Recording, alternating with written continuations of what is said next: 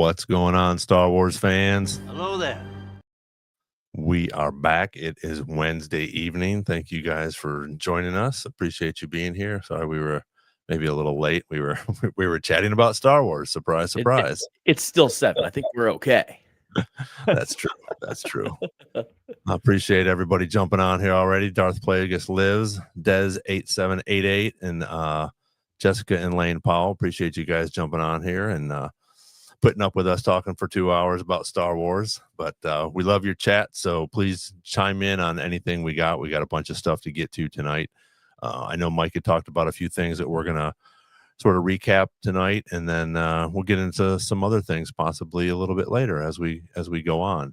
And I think maybe we'll jump right into that, like we were talking about, because I sort of want to give my little 2 cents about that, like we were talking about earlier.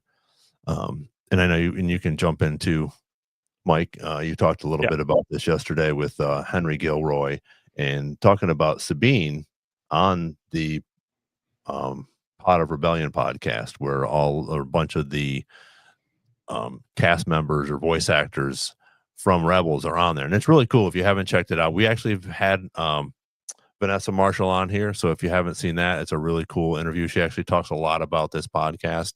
We're actually going to get her back at some point and talk to her about like her Star Wars story. So if you haven't seen that, check that out. But anyways, back to this. I just thought this was sort of interesting that it wasn't really the idea, or some people had a different idea of where Sabine was going to go instead of being a Jedi, which, like I was saying before we got on here, I'm a Star Wars lover.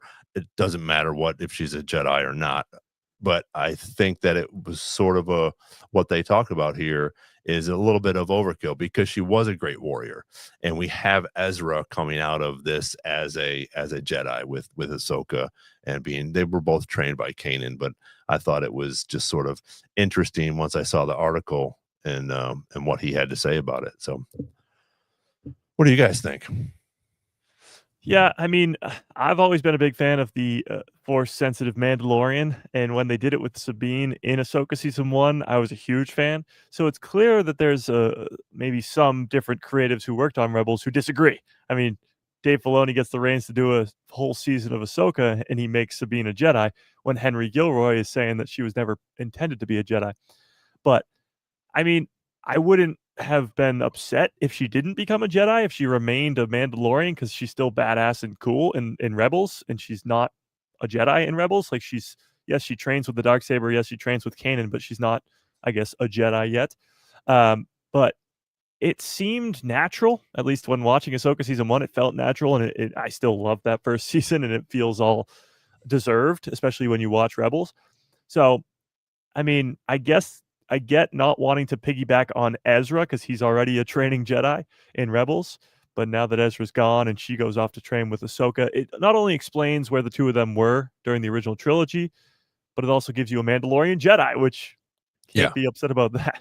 Yeah, and she is a badass, and I think, like you said, with her being away with Ahsoka, those powers are going to help her if they do have to deal with Abeloth. Now, I was also true. I'm wondering too, or I was trying to think back. Did she do anything that was like really using the Force? Like, was she like moving things with her mind at all? In Ahsoka or in Rebels? In Ahsoka. The big issue was because she pushed Ezra up to the ship. Yeah, at the end, but like she didn't move the cup or anything like that. Right. She was trying to do some of those other things. So like, actually, no. The first time she used it was when she was pinned up against the wall with the zombie trooper, and then she used the Force to grab the lightsaber, and it went through his head. Okay, so she did use it. What about I was like, is she just lucky? Like, she used it twice. Didn't she use it, or didn't I'm blanking on the character's name, the other, not Balin, but Shin Hati? Yeah. Didn't she do something when they were fighting? Didn't she sort of like Force push her a little bit because she was sort of like surprised? No, she went to and nothing happened, and Shin was like, "Ha, you little weakling." Okay, I thought she sort of like she was like, "Hey, what happened?" So that's where I was like, "Is she just getting lucky?" It was a Does big she lead up. really does she really have the Force, or is she just, like, somebody that was trained by somebody with the Force and got lucky with some stuff? I don't know, but also, Mike, nice shirt. Yeah, you guys both have the shirt on tonight. I got some stormtroopers on here. Steve is here. Appreciate it. Mando United, Jedi Jarvo, and Ricky. Appreciate you guys. Steve, I will. I was talking. Where's R2?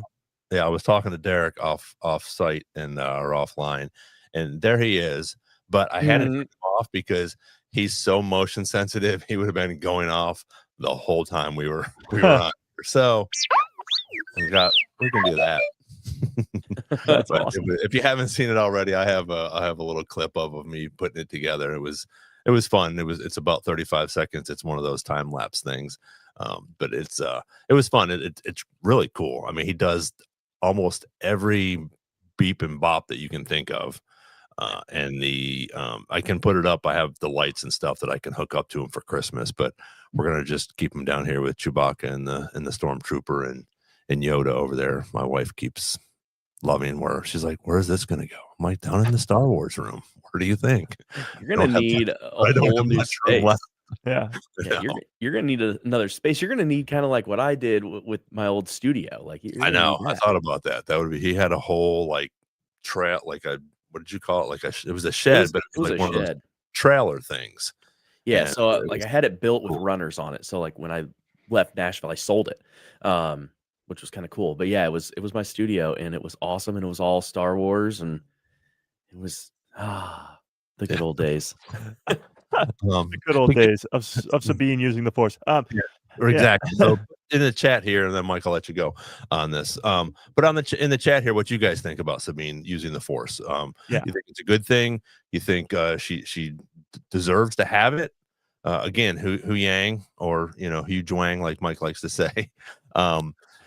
He talks to her and pretty much says, yeah, you don't have much abilities, which I thought was very interesting. So that's what I agree with. Yeah, I don't think you're gonna see like Sabine become the greatest Jedi of all time, but I think you're gonna see her, especially in season 2, probably train a lot more with Ahsoka. And I feel like we kind of know what's gonna happen to Ahsoka. Like if it is Abeloth, it's likely that she's gonna probably protect the rest of the galaxy from Abeloth. It seems like Ahsoka, Bail, and Shin, you can kind of guess where their stories may go in season 2.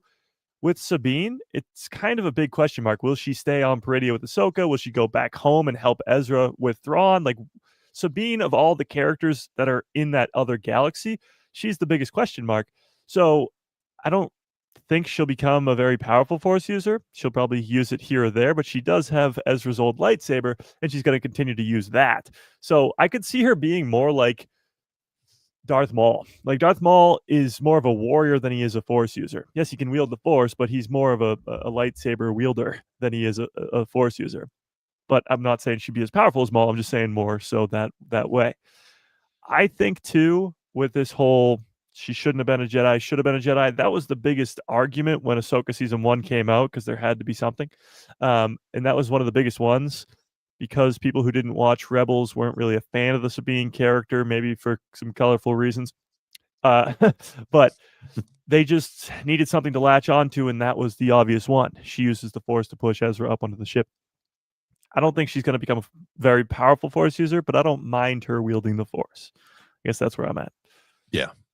I mean, I don't mind it a bit. And I guess that was kind of the thing too, of like, I understand people like having problems with it, but for me, it was I feel like they did a great job making her not the superpower Jedi. Yeah, because if they would have done that, then everybody would have freaked out. Yeah, you're talking about like I don't know, how old Sabine now, like 25, 30 years old. You're talking about a 30-year-old wielding the Force for the first time ever, being able to pick up a lightsaber. Whoa, shocking. We have younglings of the Jedi Temple who can wield the Force a lot stronger than that, and they're like 5 years old. Yeah, I definitely agree that.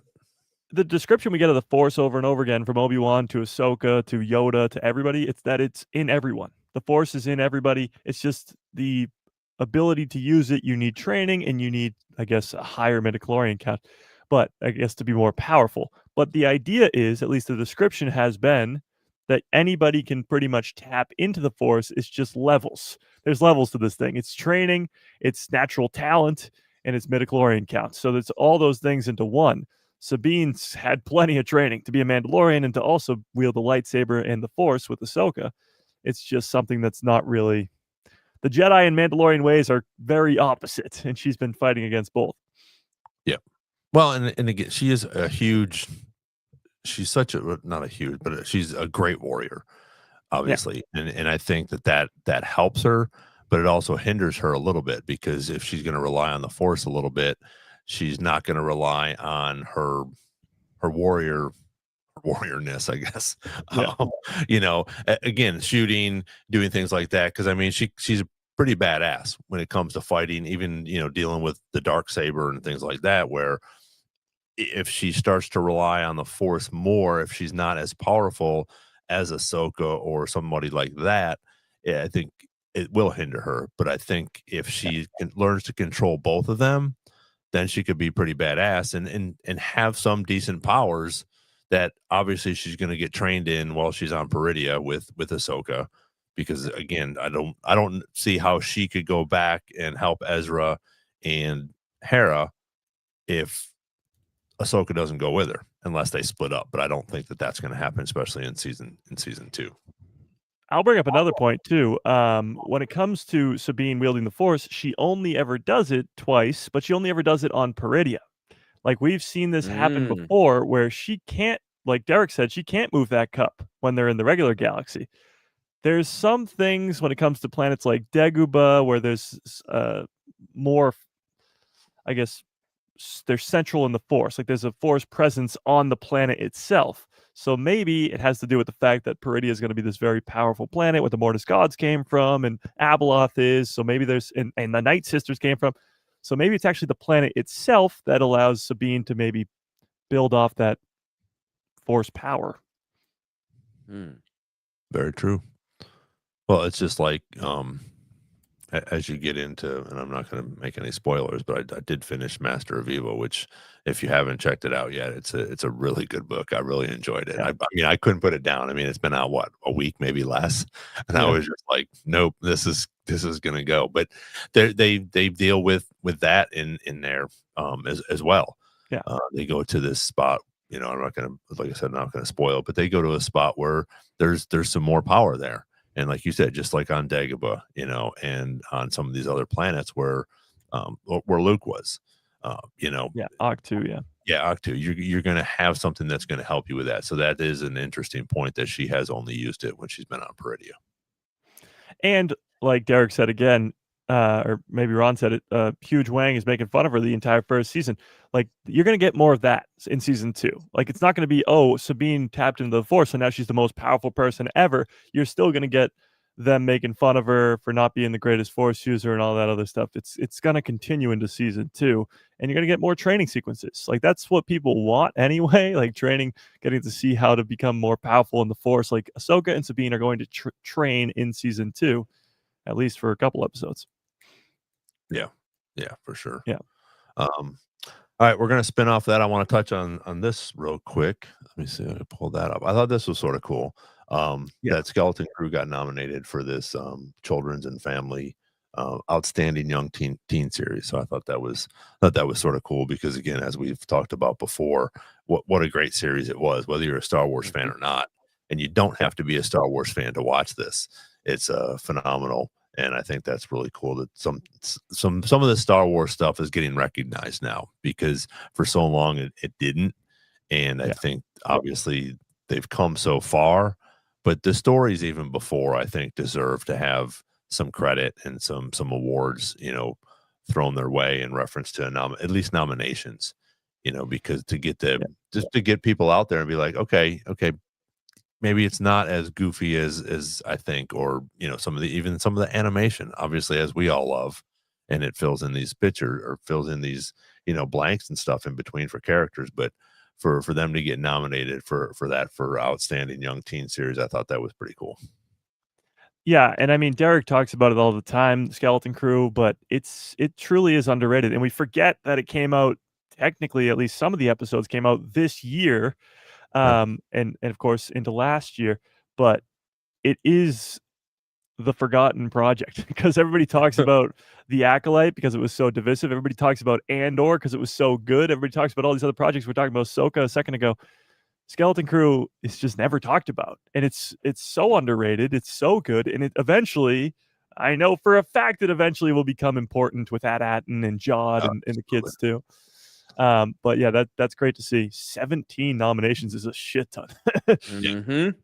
Yeah, that's pretty cool. Yep. It's a masterpiece. It is a very underrated piece of Star Wars content, that's for sure. I love it so much. Yeah, It's something that I think over time is going to become more popular because it's going to connect to more things. So when like a Mando movie comes out and At-Atten is a big part of it, people are going to be like, what the hell is that? And then other people like us are going to be like, you didn't see Skeleton Crew, you idiot? And then they go watch Skeleton Crew and they're like, oh, this was really good. Yeah. You dummies. Also, happy Life Day. Did you guys have a good Life Day? I did, actually. A lot of the Discord that I have, we were celebrating Life Day was great. And I just find it so funny that Life Day is still something that they, like Lucasfilm themselves, they celebrate and they talk about when it's from the holiday special that they want nothing to do with. Well, and that's why I love like the Star Wars Christmas special and stuff. And they're trying to get back for Life Day. And just all of it is great. Yeah. And they just put out a new lo-fi on Life Day, and it's like a Life Day Star Wars official lo-fi. Oh, nice. Oh, I didn't see that. It's a bunch of Wookiees in their robe. Yeah, I listened to that. There's one that has Hera like set up, as the music's playing, and she's doing something on the computer, and it's pretty cool. And it's cool, and it just has the lo-fi. It'll have some Star Wars music. It'll have some voices in there and stuff, which is pretty cool. And it's just nice if you're working or doing something, which I have been doing a lot. Just putting these. It's funny that you mentioned that one. Yeah, it's funny you mentioned that one because Disney and Lucasfilm finally dummied up because there were all of these Star Wars lo-fi channels out there making good money on Star Wars, and they can get away with it because they're altering the music.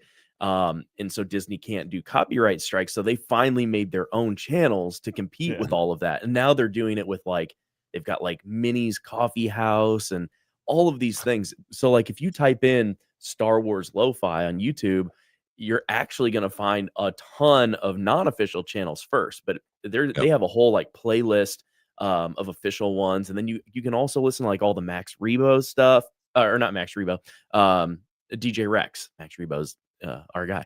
But yes, DJ Rex, all of his mixes from Oga's Cantina are on there. So like, I love that stuff. And as a Star Wars fan and a music fan, it doesn't get much better. No, that is really cool. I haven't really tapped into that stuff, but I have seen that there's so many lo-fi, like not even just Star Wars, but lo-fi stuff everywhere. It's a bigger market than I thought it was. Mm-hmm. Yeah, and Jedi Jarvo mentioned. Go ahead. What are you saying? Jedi Jarvo said about Neil's siblings watching the Christmas special. Yeah. Yeah, and again, it refers back to Life Day. Yeah. That's why I thought about it. So I was like, yeah, because they're watching the really creepy. Yeah. Oh, wow, those are scary.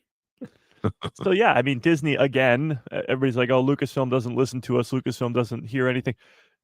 They're putting it right in front of our faces. Like they're giving us teases at the holiday special in Skeleton Crew. Like, yeah. Well, they gave us Boba Fett's gun. Yeah. I mean, Mando had it, but yeah.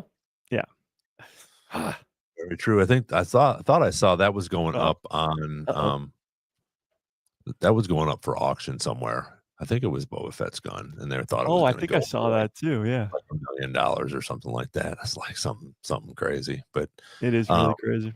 One more quick thing I wanted to bring up. My camera died. That, oh no! I forgot to charge it. Whoopsie! Bush League amateur hour, folks. The guy that's supposed to have all this stuff worked out, but I don't. But Derek had sent me one, but I'm going to talk about this real quick first.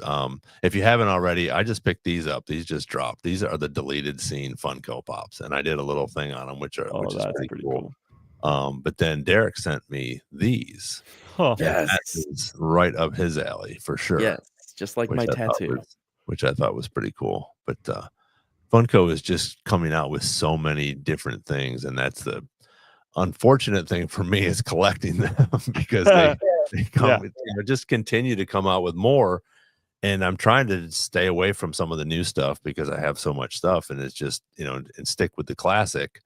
But some of the new stuff is just so cool. It's like, well, I got to get that as well. So, but if you haven't already, go check out these Funko Pops. And if you collect them, I don't know when the ones that Derek had just sent me, are they out yet, Derek, or is that something that's coming out? I think they're coming out. Okay. Yeah. But the first three that I had put up there, which these are already, they just dropped. So it was like a pre-order October 4th. And actually, Jacob, my son, was like, hey, these are here at Walmart. And all three of them, I was like, get them quick. I haven't seen them yet. So so the big thing that I wanted to talk about, and I know Mike had talked about it yesterday, was a bunch of the Mandalorian stuff that we got going on. And this stuff with tomorrow, I know Mike's going to have a great podcast in reference to the was it Empire magazine? Yeah, Empire magazine. So that'll be coming out, but we're gonna get this guy, and I think that's going to be amazing. I'm really looking forward to it, and I'm really glad that they were talking about how much of it sounds like he's going to have a pretty decent part in this, and I think it's going to be cool to see him in action, because even the little bit that we've seen from Ahsoka season 1 and also the trailer, it just looks badass. So I think this will be really cool for us to get him in this, and along with a little bit switch up on some of the stuff that we got going on for the Mandalorian and Grogu. Yeah, I mean, Zeb is a fan favorite character. We just finished talking about Sabine, but again, from Rebels, it's got such this big following, being that it's arguably, personally, my favorite Star Wars show there is. But Zeb has this huge following, and as you can see, like, people are in the chat. Steve is Jedi Jarro is very excited.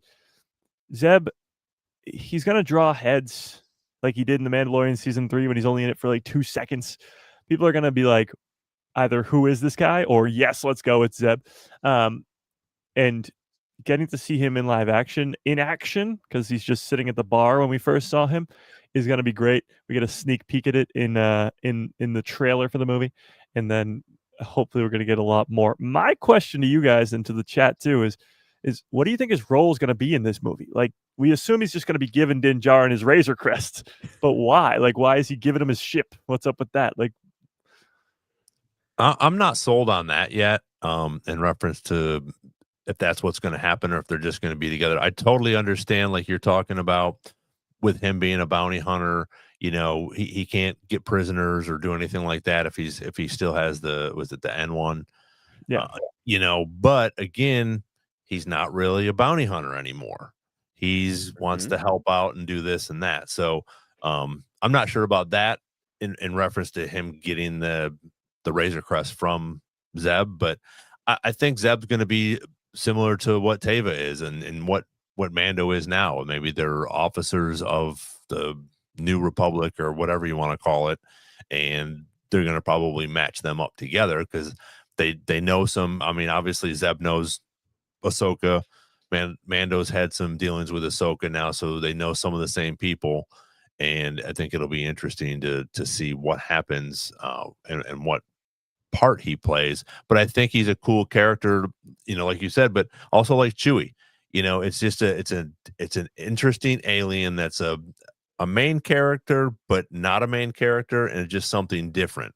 I mean, everybody loved Chewie, and he wasn't Luke or Han or Leia, but he was still a big character in the originals, and even now. I mean, he was in the prequels, so I think that was and the sequels. Shit, he's been in all over the place, because he is 900 years old. But I think Zeb's going to be the same way. Like you said, people are looking at him and go, who is this and what does he do?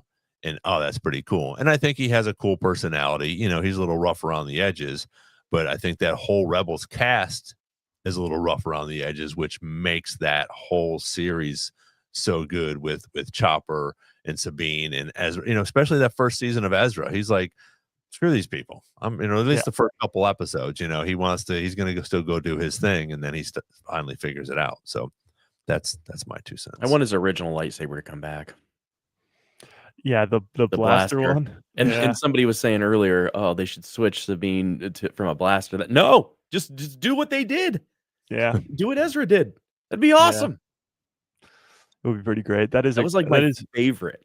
It's such a cool idea. Like, how can you evolve the lightsaber? Oh, let's put a blaster on it. But going back to Zeb, as Papa Boz said in the chat, Zeb's just down to blow something up. He's going to come in and cause some, he's going to have some big action sequences. It's going to be strange to see why he doesn't help. Like Din and Grogu are going to go on this adventure together. Why doesn't Zeb go with them? Like, what is he up to? What does he have to do? Maybe you get a mention of, oh, he's got to go help Hera or go help somebody else for one reason or another, sort of a setup for season 2 of Ahsoka with just a line of like, where did Zeb have to go? Oh, he had to go help the Ghost crew because they got in this huge fight or whatever it is. That could set up Ahsoka season 2.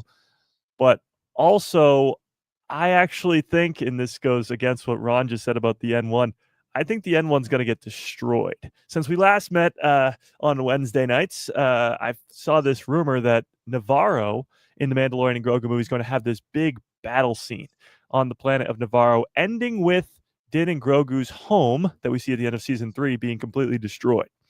And this is just a rumor for now, so take it with a giant grain of salt. But if that's true, I could see in that big fight sequence the N1 being blown up, and then Din Djarin is left without yet again another ship, so he has to get a new ship, and that might be the Razor Crest. Also, you have to deal with Carl Weathers, who sadly passed away. You have to deal with Greef Karga as a character.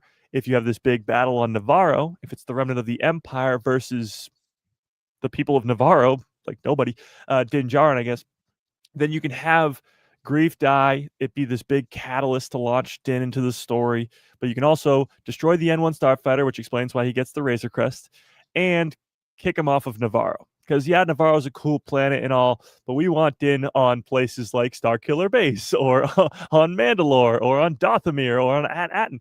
We want him in different locations. And, again, him and Grogu were just kicking it back at the end of season 3, like father and son hanging out on Navarro. So you got to launch him into the action. You got to give him a reason to fight. And if his home gets destroyed, that would make a lot of sense. But what do you guys think? Navarro getting destroyed? I think there's going to be a big battle, but I think both ships are going to be there because I think that the color scheme of the Razor Crest is still going to have something to do with it. Or maybe they had to use parts from it. I don't really know. But I think that they're gonna come to play together, and I think they're gonna be very important together. I mean, I'm fully down for a combo of Razor Crest and N1. I don't want to see Din Djarin lose yet another ship, but I think you have to deal. The biggest thing is you have to deal with Carl, and you have to deal with Greef Karga. And how do you do that? Well, you can use him by respecting him. You can even give him a funeral because he's gonna die. And you can respect him in that way, honor him in that way, but also use him as a big catalyst for why Din Djarin is going to be hunting down Imperial Remnant, hunting down Shadow Council members, because whoever attacks Navarro is going to need, Din Djarin to come hunt them down, and you have something I want type deal. But he's already killed one Shadow Council member. Moff Gideon is down. If he's killing others, he's going to be enemy number 1. Right. to the Empire. So when Thrawn wants to come in, whenever he does that, and make a statement, he's gonna have to shut down Din Djarin, this one-man John Wick operation over here. Well, but I think it'll be interesting because how are they gonna know? So again, it could be the Shadow Council that comes after him because his little house thing is away from Navarro. It's a little bit, from the city. It's a little bit outside of it. So if they're going to come in and they're going to hit that, and that rumor is true, there's definitely somebody behind this going after him and possibly, Greef Karga. So I think it'll be interesting if that happens. what will happen to those ships, and if they do, if it's sitting there by the little hut, and obviously they blow it up, and the ship goes with it. And then on the other thing with Zeb, I don't know if he's not going to go with Mando. Maybe he goes to help and something happens. Not that he, or maybe he's helping and they need a bigger ship because he can't fit 3 of them, and then 1. So Zeb's like, hey, by the way, I know where we could lift one of those. What's funny too, and actually Zima brings it up in the chat, Moff Gideon's still alive. That's a big favorite fan theory, that Moff Gideon in season 3 doesn't have a mustache, so he's a clone, because he did have a mustache in the first 2 seasons. But I honestly think that he's dead. However, if you were to be like, who is attacking Din Djarin? Why would somebody attack Navarro? Well, Moff Gideon, to get his revenge, would do something like that. There's also a cloning facility, Imperial Remnant cloning facility on Navarro that Din and Greef Karga blew up together. So there's multiple reasons why they would attack Navarro. I think it's interesting that some people do think that he's still alive. It is weird. I mean, we watched him blow up. Yeah, and I mean, how many times can you bring, characters back to life? Right. Again, a lot. Right. It's kind of a Star Wars thing. But they captured him. He gets away. He just about he almost kills everybody. I mean, they did a good job with that. But then again, they come back, and how does everybody else die except him and the 3 of them? We know they were saved by Grogu. The other 2, and Grogu was using his power. But is he? And if he is a clone, they just destroyed the facility anyway. So unless he pulled it off, to the side. And I also think if you still have a pretty good bad guy like Moff Gideon, where does Thrawn come into play? Yeah. You still have to have someone, because he's right now, until Thrawn gets there, even like he says in that little meeting, he's like, where's Thrawn? I don't see him here. When is he coming? So now that Moff Gideon's gone, we're going to have Thrawn, whether he's mentioned, I don't think we'll see him, but whether he's mentioned in this or not, possibly now he's the new bad guy, and we're not going back to Moff Gideon again. Yeah, I mean, it's like you said, it would just take away from Thrawn. And it's like, we've already done the Moff Gideon 3 times, Mando season 1, 2, and 3. So I've had enough Moff Gideon. And Grogu does save Din and Bo-Katan, who are both in Mandalorian Beskar armor. So if they thought that they couldn't survive that, then why could Moff Gideon if he's also in that same armor? I don't think he's alive, but there needs to be a reason why the Empire would come looking for Din Djarin specifically. I mean, maybe he does something at the beginning of the movie that the Empire's not really happy about, and then that's why they track him down, but I don't know. Maybe they just need the cloning facility. Yeah, well, that went kaboom, but yeah, but there's remnants. There's always remnants, and maybe there was something left behind, like in a giant ship that you could use a knife to find things. Well, funny enough, yes, you point out the wreckage of the second Death Star. I go back to the parks, because you go back to that ride, the Smuggler's Run, which is going to have a Mando crossover when the movie comes out on the release date. In one of those locations, there's 3 locations you can go to. It's Bespin, Coruscant, and the second Death Star. So that's one of those locations. So that'll be kind of interesting. But to your point of there being maybe some remnant on Navarro, Moff Gideon, to our knowledge, is the only one who has successfully done this cloning operation. He did it on Mandalore. So maybe Hux and those Starkiller base people, the Project Necromancer people, are trying to figure out what Moff Gideon did correctly and go off of that. And maybe Dr. Pershing comes back into the story and all that. Yeah. See, there's a lot of things they can do. Yeah. And Pershing could definitely give up Din Djarin, because he knows exactly who has Grogu. That's true too. And my biggest thing is I'm watching Bad Batch right now. I'm on season 3, which is just, I mean, talk about underrated. Is Omega. Omega has been set up to be this. She's the only. She might not be Force sensitive, but she's the only character that in the entire universe that Palpatine could find, that Dr. Hemlock could find, that can transfer the midichlorians without any lossage of midichlorian count. So she's the only one who can transfer a Palpatine to a clone body. The only one that we know of. So where is she? Where is she in the Mandoverse? Where is she in this whole Project Necromancer thing? That's going to be a big old question mark because they didn't set that up for nothing. She was on Alderaan. No, incorrect. Yeah, with Cal I Kestis. need to get with that. Cal Kestis. Yeah. Well, the Bad Batch season 3 ended not that long ago, and they set up Tantus, they set up Omega, they set up a lot of stuff for Thrawn to swoop in, or whoever to swoop in, Snoke in the First Order, whoever it is, to swoop in and finish what Palpatine started, finish what Hemlock started, because now there's like a lineage, like Master and Apprentice, where it goes from Dooku to Qui-Gon to Obi-Wan to Anakin. Now it goes from Hemlock to Dr. Pershing to now to General Hux and to whatever eventually becomes Snoke. There's a lineage of creating Project Necromancer that takes over, I don't know, 50 years to do so. But they're going to have to tap back into that, and Omega has to play a role in that. They didn't just set her up for nothing. They didn't give her three seasons of a show for nothing. Right. Yeah. Yeah.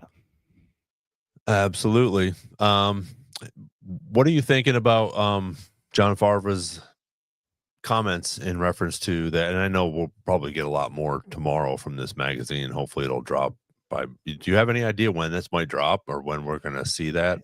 It's around like the afternoon, early morning, I guess. It's around like 10 to 12, I'd guess. Okay. So you'll be able to get it and sort of sift through it a little bit before the podcast. Sure. But I was reading some of the stuff that he was saying, and just the direction that they're going in, I think is still going to be an interesting,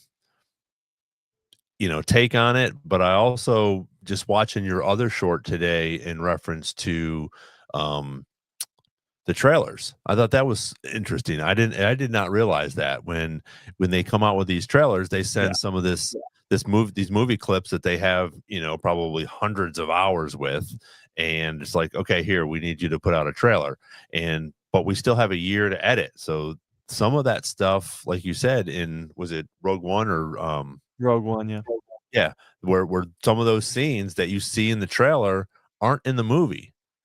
So that could possibly happen with Mando and Grogu. Again, we sit here and we dissect them, we take them apart, we talk about this, and then it's like, oh, well, that might not even be in there.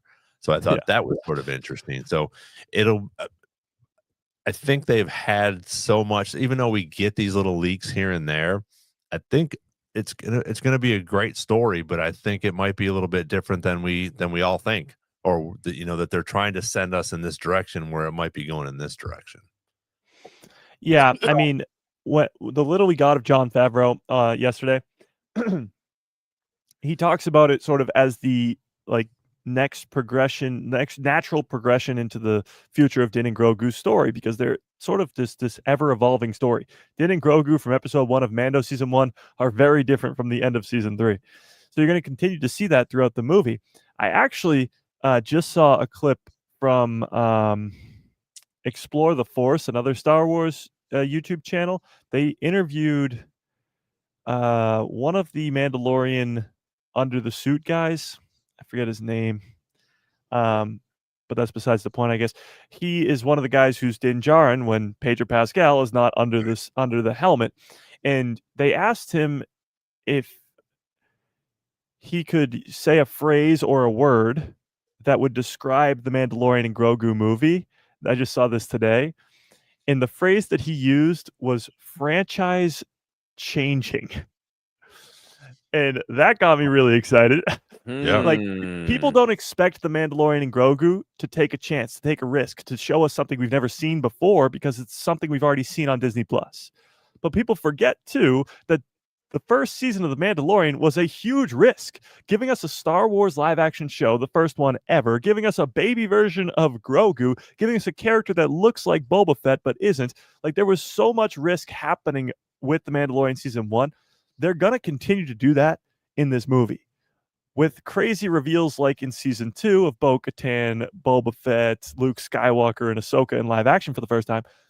they can do whatever they want with this movie, and people are almost just assuming, I'm assuming, that they're going to keep it sort of simple. They're going to keep it easy to consume for maybe the normie fans, but they've never done that. That's never been what Star Wars has been when it came to The Mandalorian. So franchise changing sounds pretty great to me. Yeah, I think it'll be. We're gonna lose Din. We're absolutely losing Din. I've been saying that for months, and nobody likes to hear it. I know. You and I are on the same page. It's fine. Yeah. You guys, you might as well brace yourself for it because it's gonna happen. Yeah, we should make shirts that say Din Djarin's gonna die. I mean, I can do that. I can make shirts. I will. He's already dead. Start coping now. All right, I'm gonna. Let me get on my AI software here, and that would be pretty fun. just like the meat puppet last week. Honestly, though, I think that's a good point. Yeah, franchise changing. When you think of that, it's like, well, from what we gather with this movie, Lucasfilm wants it to be the beginning of a new trilogy. So do we, but Lucasfilm wants it to be the beginning of a new trilogy, and Disney is saying no because they want to see a success in the box office first. So I assume it's going to be a success in the box office, which means we're going to be getting a trilogy. So The Mandalorian and Grogu, for all intents and purposes, is the beginning of a new trilogy. So franchise changing is not that crazy if you're thinking we're getting 3 movies, not just 1, but 2 after it. Right. And it's setting up Thrawn as the head of the Empire, as the new villain, and all these other great stories that could be coming along the way. Well, and they can keep Mando and Grogu as the name of the other movies because then it could be maybe Bo steps in with Grogu or Sabine. Yeah. Like there's options. Din is not going to make it out of the first movie. I'm sorry. He's not. Right, let me ask you this. If you think this is going to be a trilogy, what's going to happen with Dave's trilogy? What's going to happen with Simon Kinberg's? Yeah. You know, how is this going to fit in? And if we do, are you thinking we're only going to do 1 more season of Ahsoka, or you think that's going to be a season of Ahsoka 2 is going to go right into Filoni stuff? Or, you know, I mean, I'm all for a trilogy for this, and I'm all for Dave's trilogy and as much Star Wars as we can get. But I would just be interesting to see where it's going to fit into that if we do a trilogy. Yeah. So from what I gather, at least, is Dave's movie. Dave didn't get a trilogy; he just got a movie. I think Dave's movie is going to be the second of the trilogy, and then the two of them maybe co-directing or something like that, or maybe just one of them. I don't know. Will direct the third movie, and it's just going to go bang, bang, bang. I think Ahsoka season 2 will be the in between of the 2 movies, the first 2 movies, and then there'll be an in between of the second 2 movies, whether it's Skeleton Crew 2 or Boba Fett 2. Or I guess those are the 2 options. Either one of those. I don't think it'll be Ahsoka 3, and it definitely won't be Mando 4. So either Skeleton Crew or Book of Boba Fett, maybe even a Thrawn show would be great. But either way, something in between those 2 movies as well on Disney Plus to sort of bridge the gap. And you'll get a full-on trilogy with Disney Plus added to it, and it'll be sort of the test run for what the future of Star Wars is going to look like, because we're going to get more trilogies from here on out, and they're going to use Disney Plus and movies at the same time to make the best content they can. And when it comes to the Kinberg trilogy, from what we know, and it's still far out, but that's going to be post sequels. Yeah, okay. I was confused, and I thought Dave was getting a trilogy as well, so that makes sense, where he can take this and we can go right into him directing the number 2 movie, and then maybe, like you said, a collaboration of the 2 of them on the third one, and that would make sense for them to do. I think we're going to have a little bit at the end. I mean, I don't think they do it.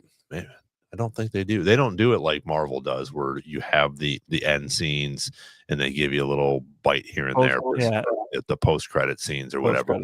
But I think they're going to leave it hanging a little bit. I think we will get some answers in Ahsoka season 2, which will, again, at the end of Ahsoka season 2 is going to sort of push us into, you know, maybe a little bit more of what Dave's going to bring us, which would be cool. You know, maybe a cliffhanger in there so they can do that. But Dave's is going to have to be in 2028 because we got Starfighter that in 27, and that's, you know, that's going to be pretty much a standalone. I think we'll get a cameo or 2, but it's going to pretty much be a standalone. So that's not going to tie into that stuff. And then if we're going to do another trilogy after Starfighter, that's obviously has to be more in the future.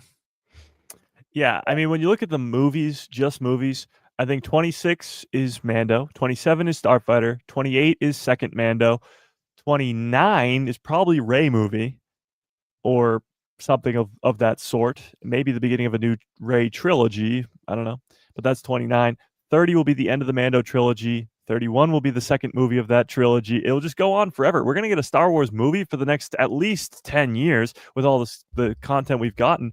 But I agree with you. I think it's going to be like the sequels, at least 1 year in between, because they did 15, 17, 19. You're going to see 26, 28, 30 for a Mando trilogy. Yeah. It would be awesome. Yeah. Oh, you're going to be old? Yeah. Oh, it will be awesome. And that's what I've said even before on this. It's like, it's really cool because at least for me and even for you guys, but I was lucky enough to start at the beginning, with the OGs, 20 years from now, there's still going to be Star Wars stuff coming out, which is going to be amazing, Yeah. And you're Just getting in more the nursing now. homes and like, the new Star Wars is coming out. I can't wait. I'm going to have a Star Wars coffin. My wife already said something to me about that. Oh, there you go. No. We just got to burn you. Yeah. Yeah, like Vader. Yeah, no, but we're getting more Star Wars content now in 2025 than we've ever gotten. Like, we're getting more content every single year than ever. Like, the last 6 years has been the most content than the first 40. So it's been really, we've been lucky as Star Wars fans. But I saw an interview because it was a couple weeks ago where it was the 13-year anniversary of George selling to Disney, and you see George in that interview say, "I'm selling the company because, well, I want to retire, but also I want Star Wars to live on for another 100 years," and it's going to. Like, it's not going anywhere. Yeah, as we sit here and talk about it. Yeah. Yeah. I had a buddy of mine send me something the other day in reference, and I think it's just again, it's probably AI, but it was a picture of George with his with the camera, leaning on the camera, and it says Lucas is in talks to work on a new Star Wars movie. I also saw that. I think would be amazing, but I think it's just, again, it's more AI stuff, or it's more people hoping for that type of stuff, because I think if that was the case, we would hear about it. But I also think he's spending so much time on his museum, he doesn't have any time for anything else, as big as that thing is going to be. Yeah, agreed. Yeah. If there was anything like any sort of validity to that, I would be talking about it like no other. Like, I'd be all over that. But yeah, there's been nothing. Actually, almost all to the contrary of George ever returning to Star Wars. So yeah. Now, one thing I think would be cool, Ron, you kind of mentioned with AI, we're getting so close that people are going to be able to use AI to remake all of the movies the way they want them done. Yeah. That's interesting. really interesting. It's the fan experience, though. I mean, people have been making Star Wars what ifs forever. I mean, it's just going to go to the next level where fans can take it upon themselves to make their own content. And that's not something, it's not new, but it can look better. And you can make your own version of the story, which is cool. You're still going to have the canon, and then you can have your head canon, as we talk about all the time here. I was just thinking about this, though, that a big death in the beginning of a trilogy has happened in every trilogy. So if Din Djarin's going to die in this one, Han Solo dies in Force Awakens, Obi-Wan dies in A New Hope, and Qui-Gon dies in The Phantom Menace. Mark my words. That's interesting. Yeah. So, I mean, I think the end of the... Yeah, it would have to be at the end of the movie, I think. It's not going to be, it's not going to be an Obi-Wan, where a quarter way through, one of these characters we think is the main character gets cut down. I could see it being like the last scene or almost last scene. Oh, 100%. Yeah. One of the last scenes for sure. And I think it will almost, I don't know how Grogu will react, but it's almost how everybody else will react is I guess the more important thing. And again, it will have to lead into Ahsoka season 2, because Ahsoka season 2 is going to come out months after and lead off from that. So if Din dies, there has to be some mention of that, especially with Zeb crossing over from project to project. Unless he dies too. Yeah. Well, we know for a fact he's in Ahsoka season 2. Yeah. Maybe he comes back. He's back to life, yes. Maybe that's why they're on Navarro. They cloned him. Nobody dies in Star Wars. No one's ever truly gone. No one's gone. Yeah. Yeah. No, well, I will say I think by the end of the Mando trilogy, again, this supposed Mando trilogy, there'll be a bigger death. Not bigger in terms of like Din Djarin's not a big character, but I'm talking like an older character like Bo-Katan, who's been around forever, or Boba Fett, who's been around forever. Somebody who's not in the sequels that would be very meaningful. Maybe Hera or Ezra or something like that. Grogu. No, definitely not. I don't think. Yeah. No, And he that's gonna be turns to the dark interesting side. thing. That's what's going to happen. That would be way better. Think about that. Like they're already selling so many Grogu toys. Imagine he turned to the dark side. Like imagine you're selling Grogu toys with Oh my red God. Sith eyes and a red lightsaber. At least they have to do like one of the Lego things because we've got Darth Yeah. Jar Jar. Like you gotta have him. Yeah, He's and so great. you got to think too. Like he gets the option from Luke of the chain mail of Grogu from Din Djarin or the lightsaber from Yoda, and he just looks at that and he's like, green. Gross. I'm gonna get a red lightsaber, and then he's a Sith Lord now. I mean, he did already kill all those eggs. True. Yeah, he's already a murderer. He's going after younglings already. He force chokes Cara Dune. I mean, like he's not the greatest guy. If we're being honest. Yeah, the Mudhorn, that poor Mudhorn. Yeah, Din Djarin's stealing its egg. Like, who's the real bad guy here? What are we talking about? Yeah, it's Grogu the whole time. That they were. Moff Gideon was trying to protect us from him. I think that would be interesting, but I don't think that would happen just because of the family orientation of that type of thing. What's more family than somebody turning evil? Yeah, or maybe my family. Yeah. I don't know. Yeah, marketing, yes. I mean, now all of a sudden, now everybody that's got the cute little Grogu, now they all got to go buy the Sith Grogu, Yeah. So they have to do that, which would be, and again, the marketing. Think of the merchandise. Yes. It would beg the question, though, and even if he doesn't turn dark side, it still begs the question: where is he in the sequels? Is he going to be involved in Rey's Jedi Order? Like Grogu is this guy who can live up to 900 years old, and he's already your fan favorite character, so you're gonna probably keep him around for the next 900 years. It's more so how he fits into the story and where is he during the events of what we at least know comes in the sequel trilogy. That's the biggest one for me is where they're gonna fit him in. Because again, I think you're right, and in reference to possibly talking about Luke and Ahsoka, where were they during the OG stuff? Yeah. Or even in the sequels, like were they on Peridia? Are they dealing with Abeloth so they can't talk to Rey, or they can't, whatever? They're dealing with something else somewhere that's big enough so big that they can't, deal with anything else. So I think that's a good explanation where they're on Peridia for maybe forever. Or maybe Grogu chases Thrawn back and has to fight the Chiss or something. Yeah, because it's going to be interesting as he gets older and learns to, we're going to have words, obviously, hopefully, where he's going to start talking. He's going to start using the Force a little bit more. Mm-hmm. Whether we'll see him wield the light. Do you guys think we'll see him wield the lightsaber? Absolutely. At some point, yeah, he's got to. Okay. I think the big thing is what his first words are going to be and what he sounds like, because, I mean, that's going to be huge. It's going to have like some super deep voice, like, hey, I mean, it can't be goofy either. It can't be like a goofy voice or young, I mean, I guess it could be young and you could change it maybe the next movie as he gets older, but yeah, it'll be interesting to see how that, and then I'm sure they have that all figured out already. I'm sure Dave, Dave and John have it figured out, and they probably have his death or what they're going to do with him during the sequels.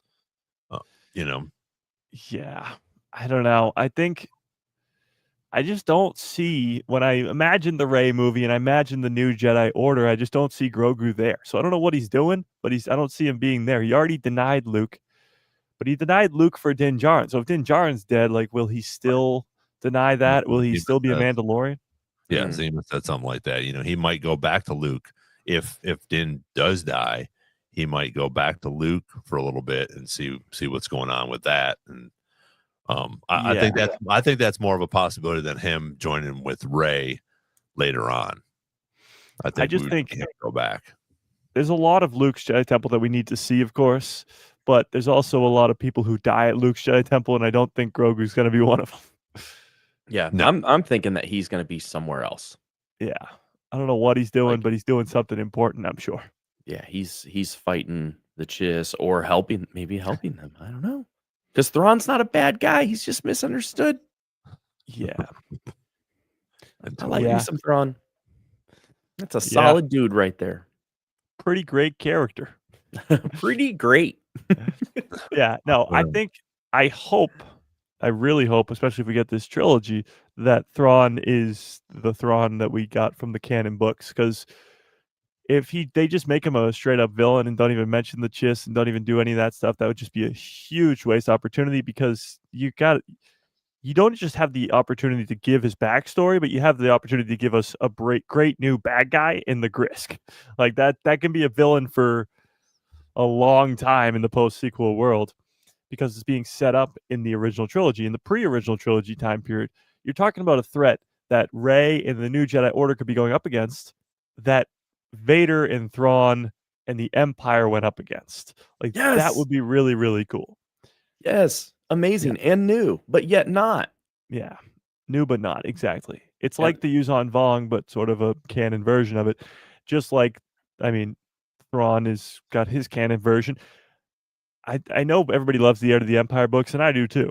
But Thrawn in canon is like 10,000 times better than Thrawn in Legends. And I think we have a lot more content with him in canon now, and a lot more of a backstory to him in canon. But there's so many Legends characters like Mara Jade. Took me 56 minutes. Mara Jade, but also like the Yuuzhan Vong and stuff like that they can come over to. Oh my God, look at that! Can come over to canon, and their characters can be different but similar. Like not the exact same one-to-one copy like we get with Thrawn. He's not the exact same one-to-one copy. Because in Legends, he's just a villain. He's just a bad guy for bad guy's sake. But we know better. We know better. Yeah. And it's cool because Palpatine is a bad guy for bad guy's sake. Palpatine is just this badass, cool villain, and everybody loves him. We need something different, and Thrawn is different, and hopefully they do it right, Seema, purple, yeah, but red, when she's on that dark side. Yeah. Well, and there's so many different, because again, right now she's still canon. Or Legends. Yeah, correct? Legends. Yeah. Well, for a little bit longer. We'll see. Not much longer. Yeah. But going back to circling this all back to the Mandalorian and Grogu itself, when you're in this time period with possibly Mara Jade, when you're in this time period, we talked about Omega, who should be showing up eventually.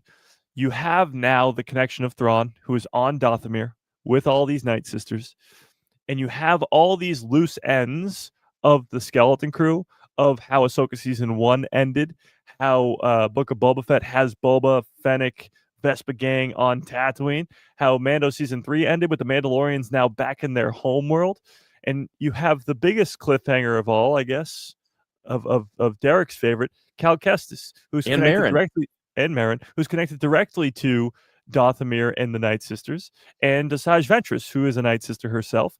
There is so many loose ends that are from the Bad Batch, or the video games, or the Tales shows, or anything and everywhere that can be tied together perfectly with the Mando trilogy. And you just got to imagine that Dave Filoni has this giant whiteboard in his room that has all those lines connecting to one specific location, whether it's this trilogy or a specific movie or a specific scene where all these people, it's like Avengers Assemble moment, they come together and figure it out. But there's so many loose ends that have all popped up within the last 10 years. All of them, from Cal to Asajj coming back to life, to Bad Batch, to all the live action stuff with the skeleton crew, etc. They're all leading somewhere. And that's like really cool. That's like Marvel in 2017, like all these different lines connected. Like, it's really, really cool. It reminds me of Always Sunny in Philadelphia, and Charlie is Pepe Yeah. Karen! Yeah. And he's got all the lines drawn up Yeah. for her. Yeah. So I think we're in for quite the ride over the next couple of years. Well, and again, like you said earlier, if they're going to change it up, that could definitely be an interesting way to change it up. Yeah. I just Omega's the weird one to me. Omega's such a very important key character because when you look at the other animation stuff, Dave set up Ahsoka in the Clone Wars, and she's this huge character right now. He set up the Ghost Crew in Rebels, and they're all important characters right now, including Thrawn. He set up this whole 3-season series about the Bad Batch, but specifically Omega. There's going to be a huge role for her in this story. Oh yeah, somehow, some way. What at the end of Jedi Survivor? Where is Cal Kestis and Merrin? He's on Tanalorr. Okay. And he agrees to take care of Bode's daughter because he, just spoiler alert, killed Bode because he was evil. But he agrees to take care of his daughter. So the daughter is sort of a big question mark. The third game, I really don't know where they're going to go with that. It could be like a God of War type scenario where you got the what the hell's his name? Whatever. It's the father and son duo type deal. You could have something like that in Jedi 3, but we have no idea when Jedi 3 comes out. So I don't really want to wait for that game to wait for Cal Kestis to come into the store. That's why I was wondering, because I wonder if he will have a cameo in Ahsoka if they show up on Dathomir, which obviously that they're going to. He's going to bring the Night Sisters there and resurrect them and see what he can do with the clone troopers or the troopers and stuff as well. Yeah. So I was just interested to see if he was on Dathomir already with Merrin, or they're, because that would be a great way, I think, to introduce him in Ahsoka, on Dathomir somehow. Yeah. And then you could bring them both in. That would be really cool. Maybe like one of the leaks we got for Ahsoka season 2 was that Hera, Chopper, and Ezra will be on Dathomir if they run into Cal Kestis, because like Cal gets sort of maybe a tip that somebody's active on Dathomir because he's been to Dathomir so many times. Like if he finds out that somebody's there doing some weird stuff and it's Thrawn, and then he shows up to try and scout it out, but also Hera, Chopper, and Ezra are there to scout it out too, and they run into each other, that'd be pretty cool. But if we go based off of the fact that in Jedi Survivor, they go to this lost planet of Tanalorr, this hidden planet, you could have with Merrin, Cal, Bode's daughter, and maybe some others that they come across along the way, you could have Cal Kestis almost start his own version of a Jedi Order, like alongside or separate to Luke Skywalker's, because with Grogu, because Cal is not. He's a former Jedi of the Republic, and Luke wasn't. But he also has just years and years of a head start, because Luke doesn't start his Jedi Temple till years and years later. If Cal starts now in the pre-original trilogy time period, but it's hidden away on Tanalorr, like we don't know where Grogu was for the 20 years between Order 66 and the Mandalorian season 1. What if he was hanging out with Cal Kestis? Was it that long? Order 66 is in 19 BBY, and the Mandalorian and Grogu, or the Mandalorian season 1, I believe, is in 8 ABY. So it would have been 27 years. Oh shit. Okay. I thought it was like 9 or 10. So that makes because sense.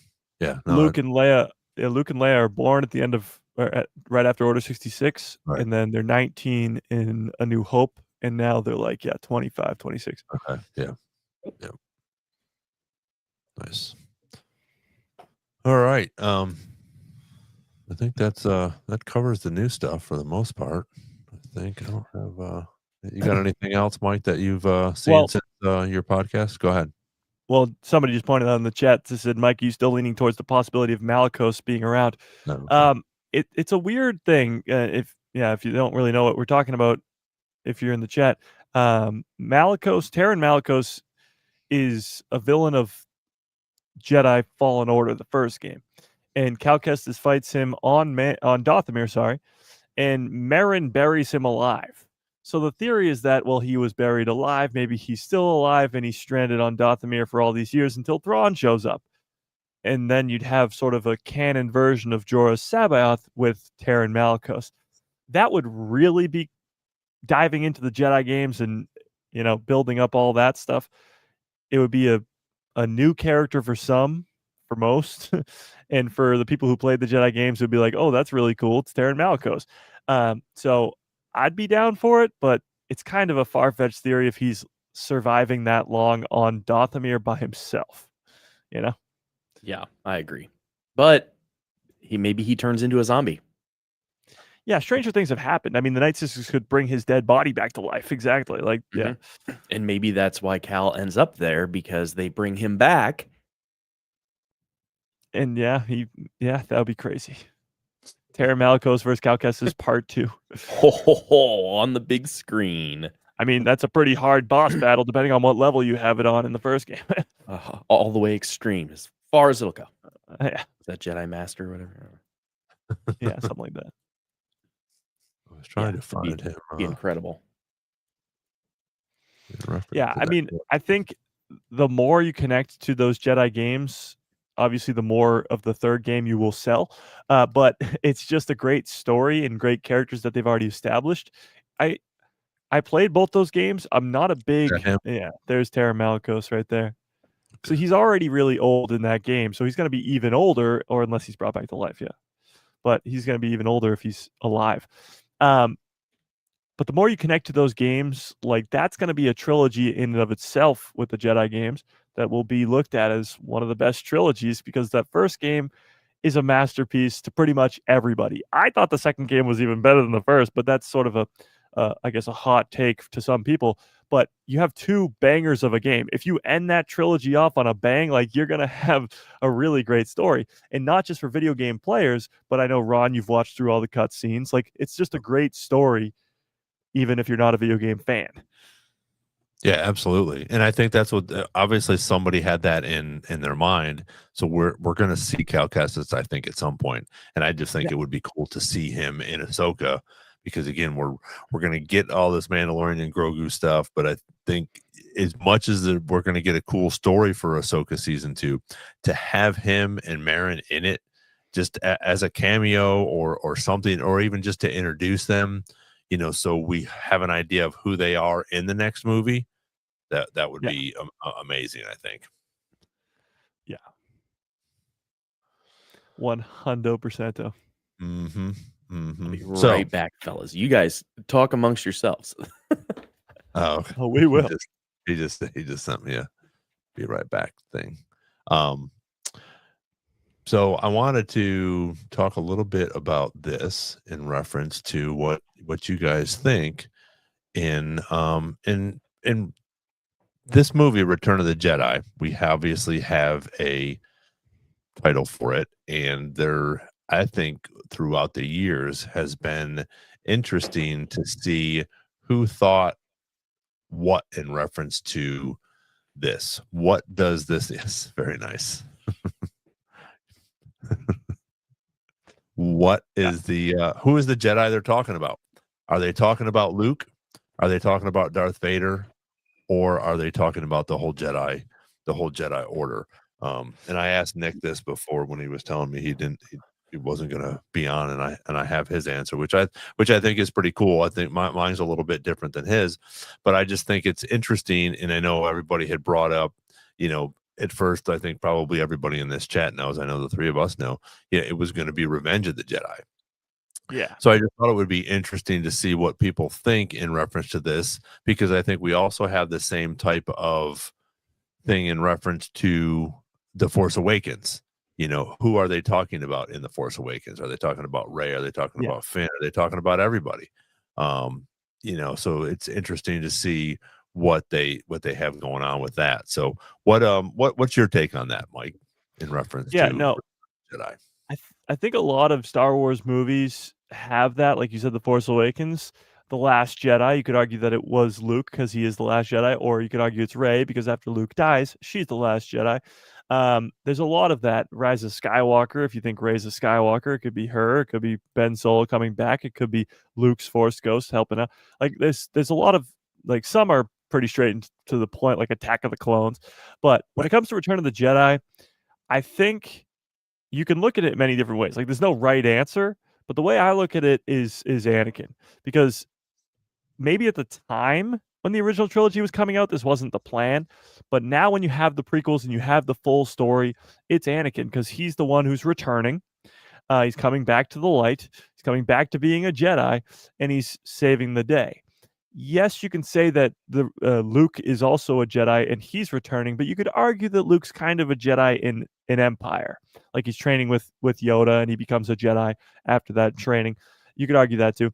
But I just think it's Anakin because of the sacrifice that he makes. He's returning, but you could obviously look at it in many number of ways, because after he dies, then the Jedi does return and the Sith does end and you can start a new Jedi order.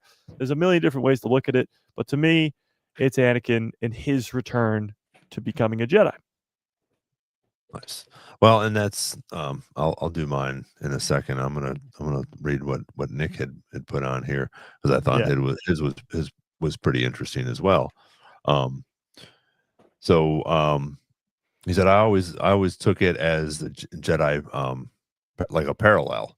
Look at Luke was truly brought back as a Jedi by redeeming his father and not giving in to the dark side as well. So he's a Jedi, he's redeeming his father, and he hasn't gone to the Jedi. So he looked at it more of as like Luke, or even the Jedi as a whole, because now the Jedi are starting to come back, because Luke is going to start his new Jedi temple, which I thought was a pretty good answer as well. So I thought that was pretty interesting that he looked at it that way. So a little bit different than what you thought, or what your opinion was. But and Derek, I'll let you go next. But I thought that was interesting. It brings up a lot of different things and theories. Like you said, everybody has their opinion on it, and there is so many different views on who the Jedi were, and same with, like you said, even the prequels or the sequels. They have so many different things. Are they talking about Luke? Are they talking about Rey, the Skywalker stuff? So yeah. Derek, what do you think in reference to this? What's your opinion? Luke, is it Darth Vader, Anakin, or is it the Jedi Order? Possibly coming back. Well, so for me, it is about the original name of the movie, The Revenge of the Jedi. Yeah. So but I was telling Ron before we came on, actually, the guy that designed the original logo for that and Return of the Jedi, he's an artist in the building that my job is in, which is really cool. And like, he's in one of the books with George Lucas, and like, he's been to Skywalker Ranch and done this stuff. And so like, I asked him, and he's like, "Oh, I don't know anything about Star Wars." And I was like, "Okay, that's neat." But anyways, if you kind of like, to me, thinking of that original name, I think it was changed. They have theories and they say why, but I think it gave away too much. And so for me, the Revenge of the Jedi is actually the revenge of twofold. It's Luke and the rebels are now the Jedi. All of them. The Jedi have changed. And it's Darth Vader becoming Anakin, and it's his revenge on Palpatine. Yeah. So I think it's all of the things. I agree to an extent. I mean, the Revenge of the Sith title just comes sort of based off of the title of the trilogy, which is A New Hope, The Empire Strikes Back. So then there has to be a striking back to that, which is the Revenge of the Jedi. So the Empire Strikes Back, and then the Jedi take their revenge for the striking back. I think the explanation you hear is that they changed it from revenge because Jedi don't take revenge. Right. Which, I mean, makes sense, I guess, when you watch the prequels and all that. But again, this is like in George's head, and we're just trying to read his mind at this time. Like, we don't really know what he was thinking, like truly thinking. But it's not so simple as just one answer, I suppose. It's just, It's cryptic. Yeah. Yeah, It's good. absolutely. But I'm sort of siding with you, Mike, a little bit. And actually, I've sort of changed because I really didn't. It's funny because until we started doing this and just diving into different things and me actually hearing that theory, at first I always thought it was Return of the Jedi. Here comes Luke. He is now a Jedi. The Jedi are returning.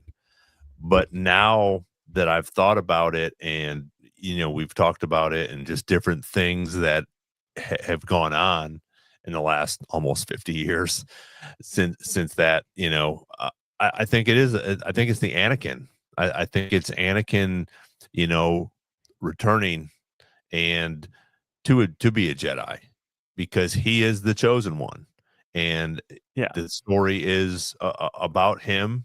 I think it's about the Skywalkers and the Palpatines, obviously after the sequels, but more about the Skywalkers, and I think this whole thing is based around this one, Anakin Skywalker / Darth Vader. And I think when he is redeemed, like we talked about with this whole Ben Solo thing, is he's just killed so many people. He can't just come back and be like, oh, hey, I'm Ben Solo now. I'm not Kylo Ren anymore. Let's have a party and I'm going to be on your side.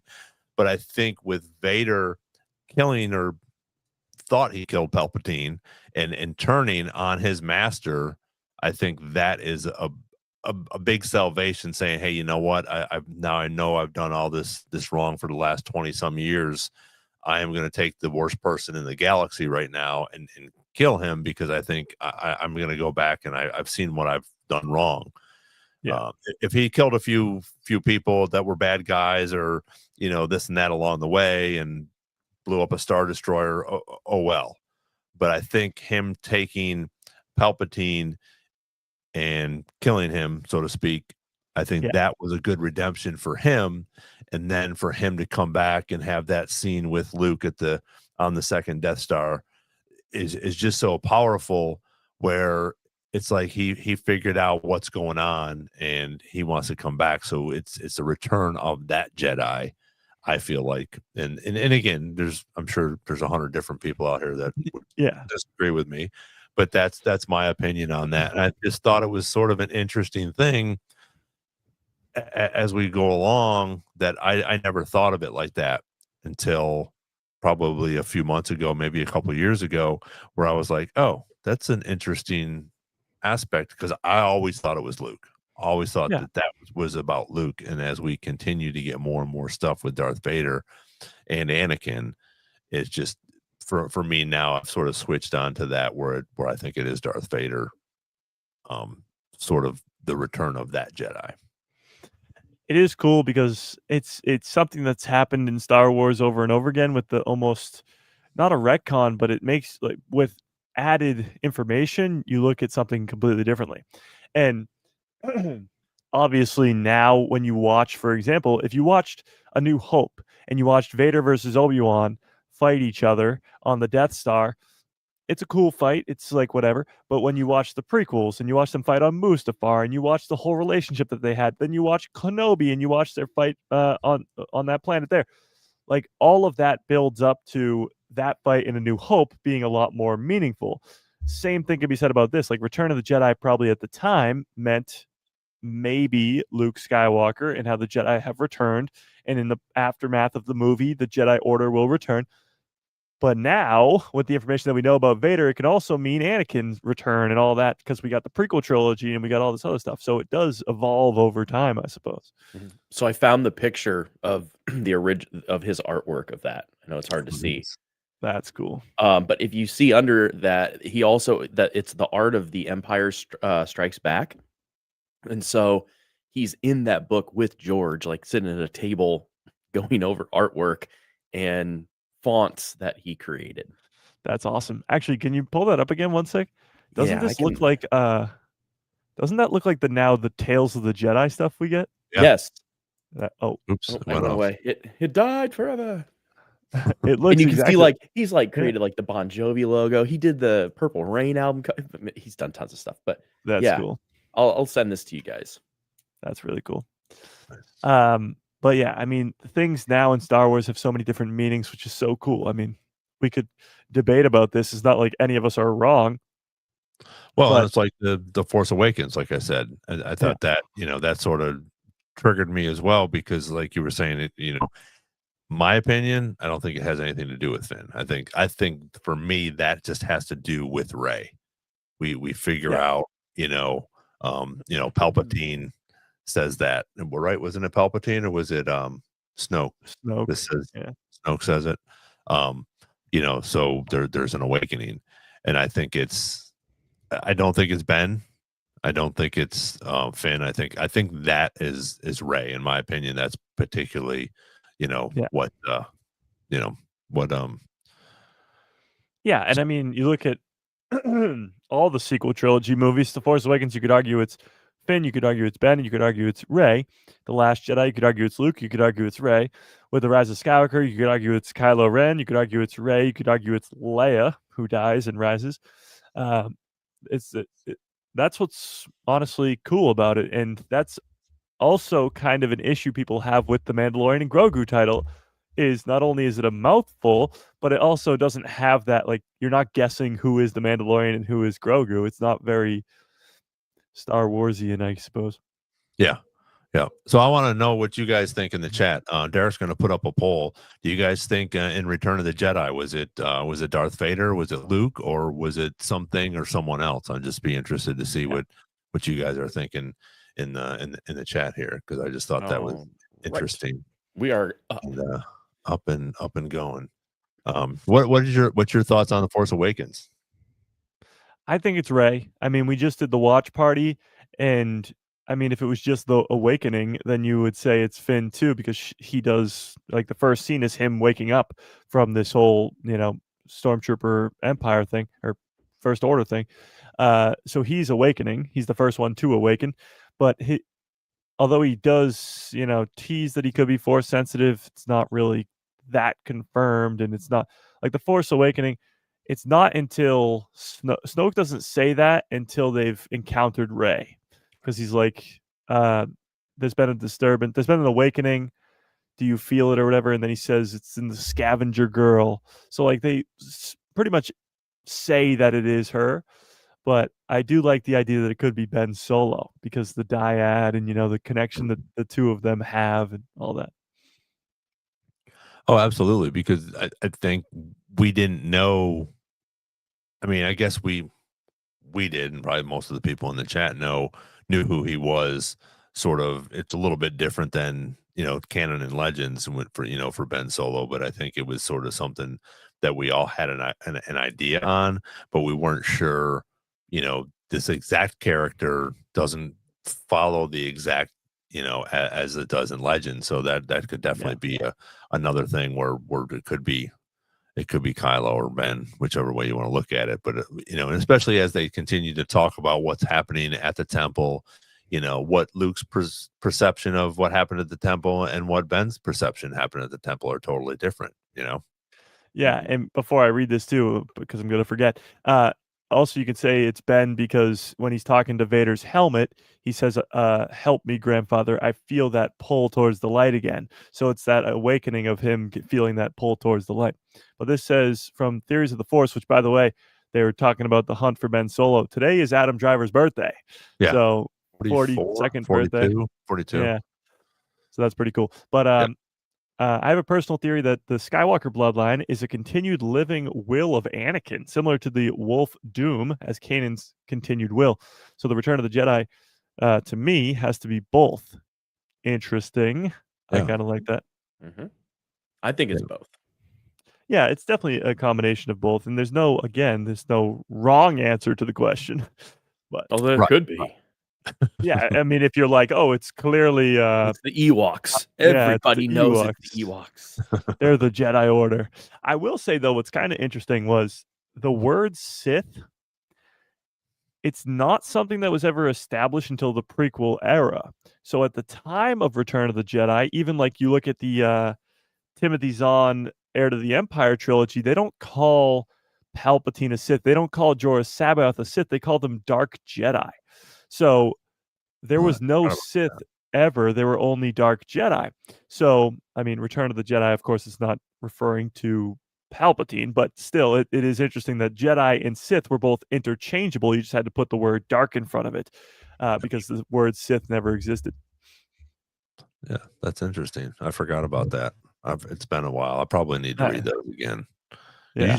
You just read them a few months ago, didn't you? Yeah. I've read 7 Thrawn books in the last couple months. Nice. It's pretty great. My man. Yeah, it's pretty great. That's awesome.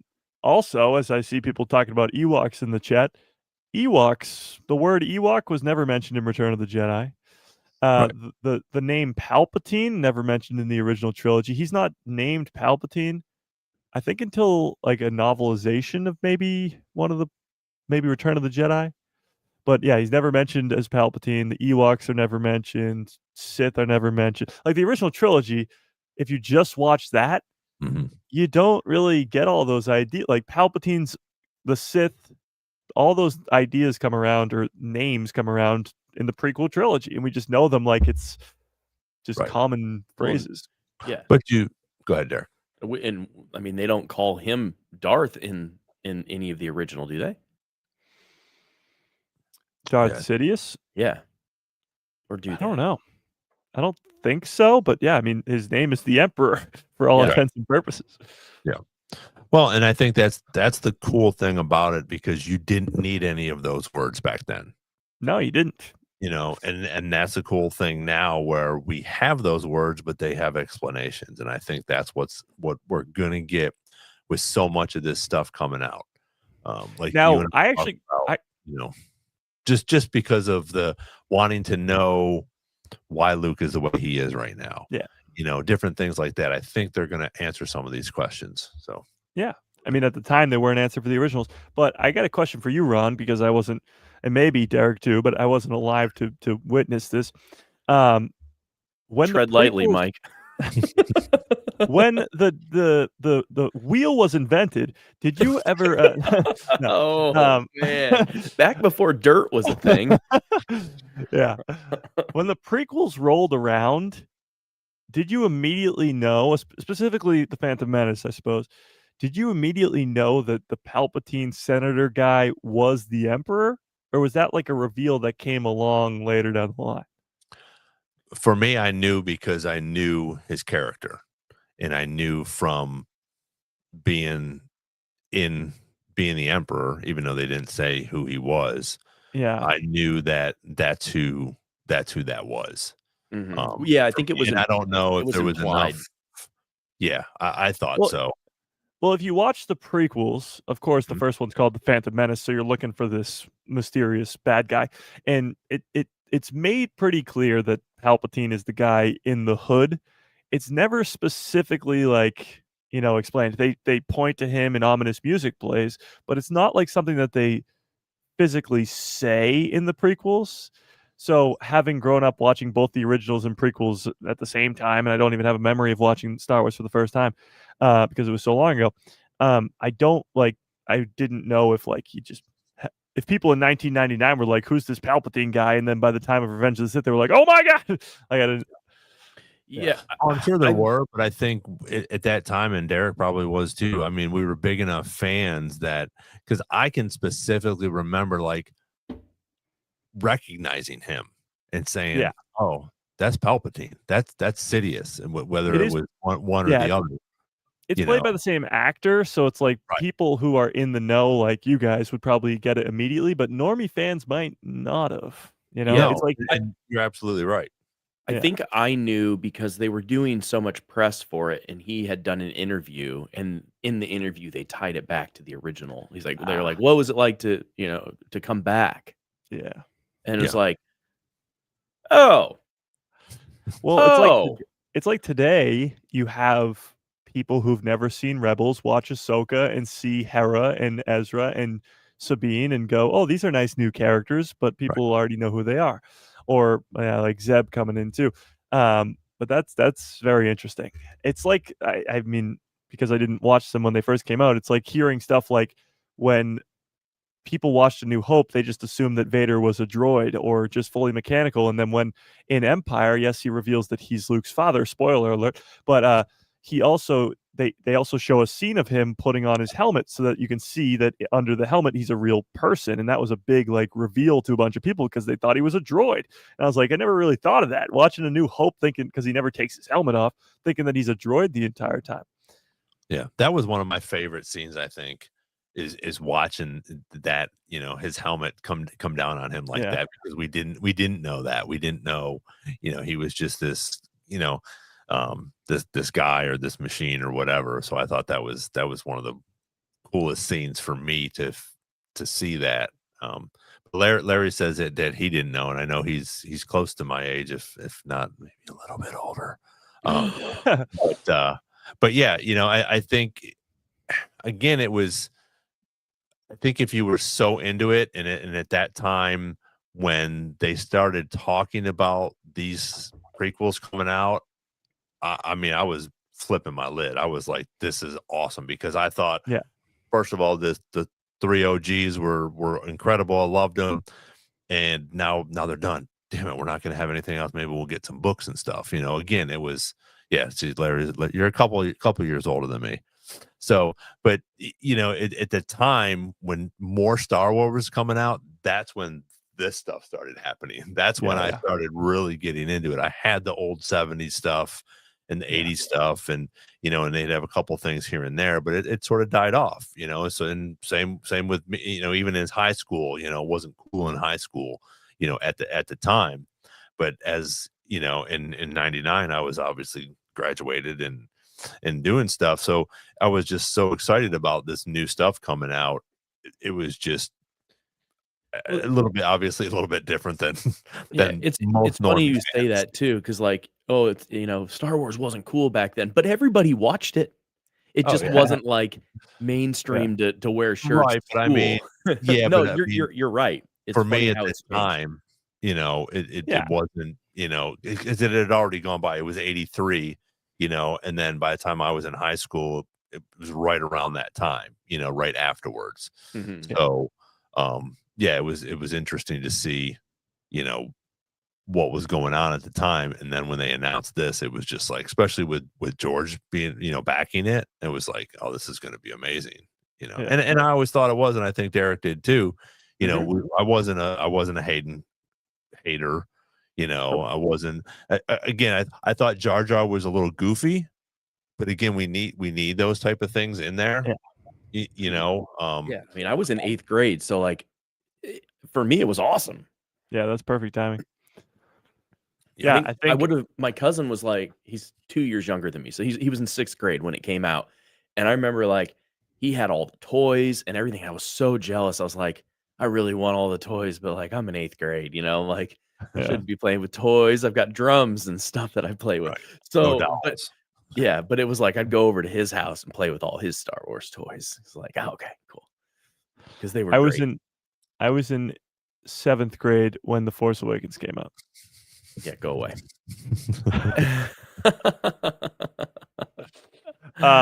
Yeah, but no, it is fascinating to see how like different it was when it first came out versus now in 2025. How like the story has evolved. Even now, when people watch the sequel, when we watched the sequels when they first came out, we saw Snoke and we were like, "Who's this Snoke guy? He's awesome. He's definitely not Palpatine." Yeah, he is. So now, like, we know that the sequels eventually end with Palpatine, but at the time we didn't. So Well, and that was cool for me too. I thought Snoke coming in as a different character, we had no idea who he was, at that time, and it was just incredible.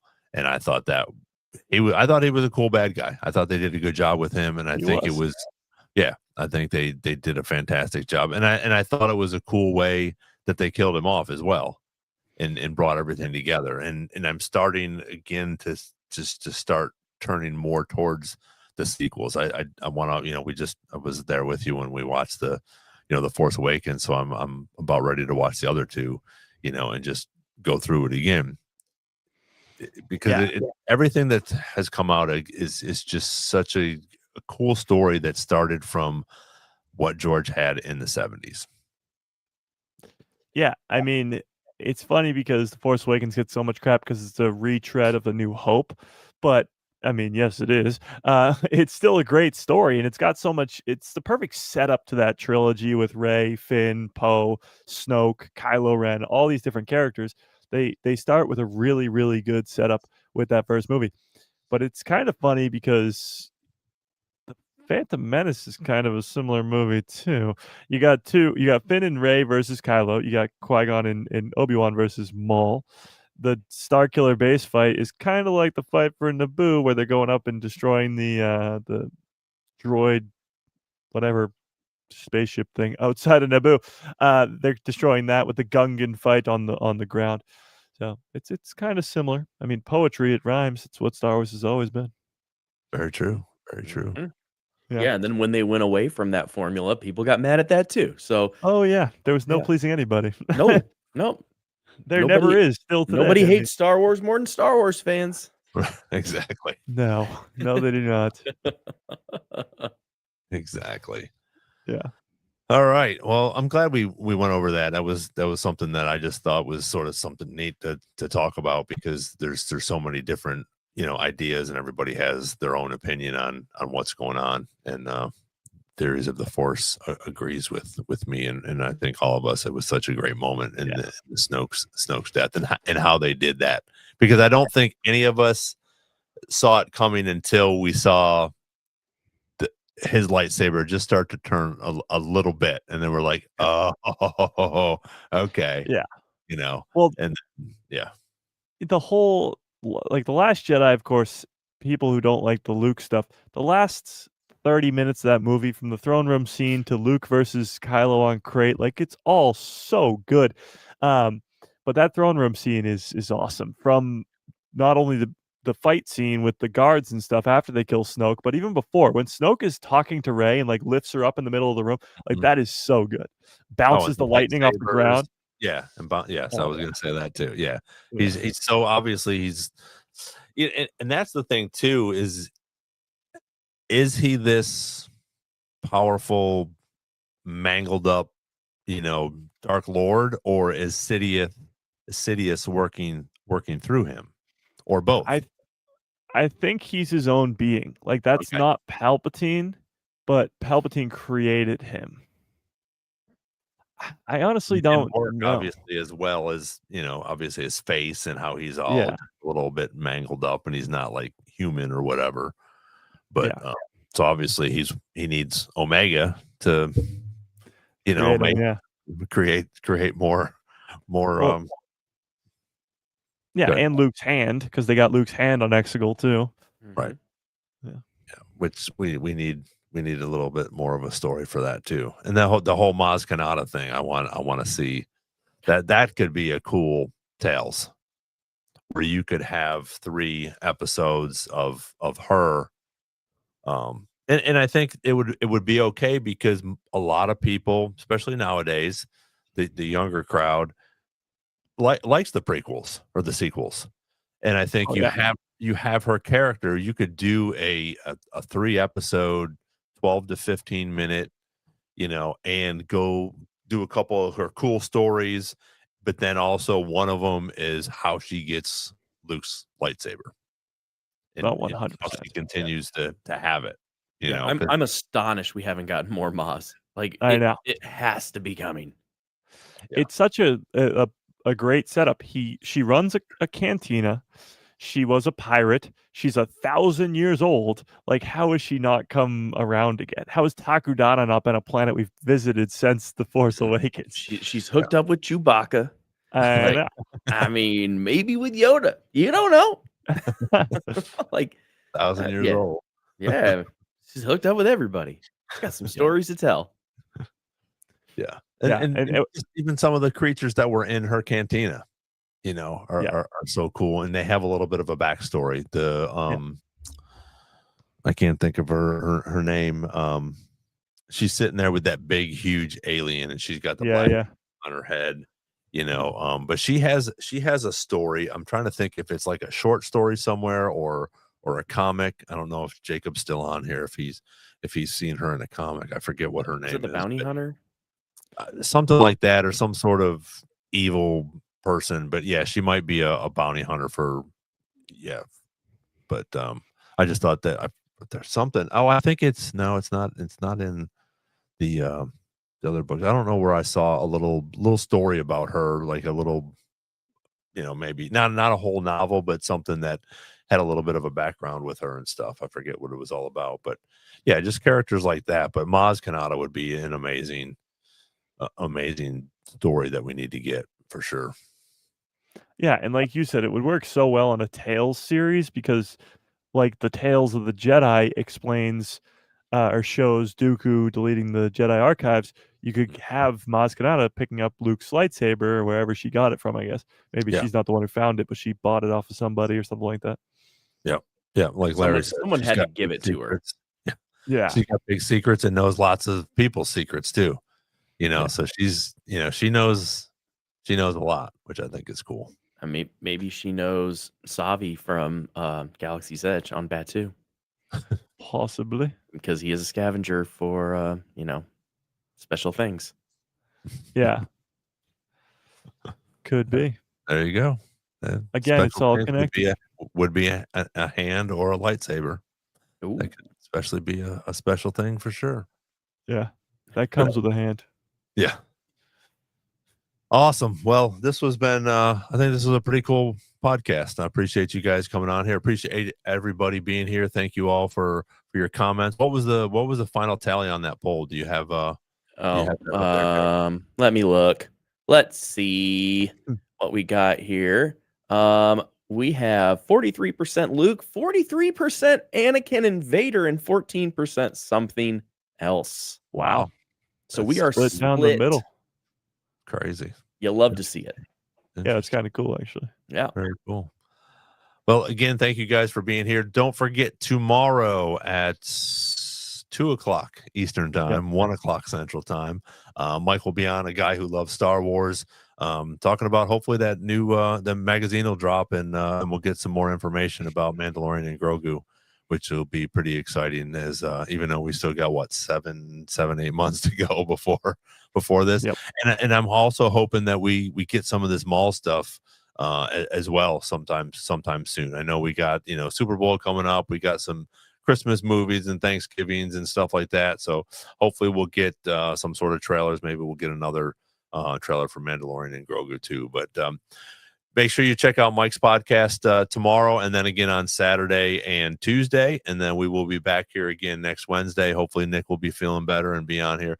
It will be the night before Thanksgiving, but we will still be on here. So if you guys can join us, it would be great. It means a lot that you come on here and put your comments in here for all of us to be able to talk about Star Wars for, almost 2 hours, and Mike does it for 6 hours a week. So obviously there's something going on here. So appreciate you all. Yeah, exactly. So thank you very much. May the force be with you, and we will see you guys on the next Star Wars Jedi Chat.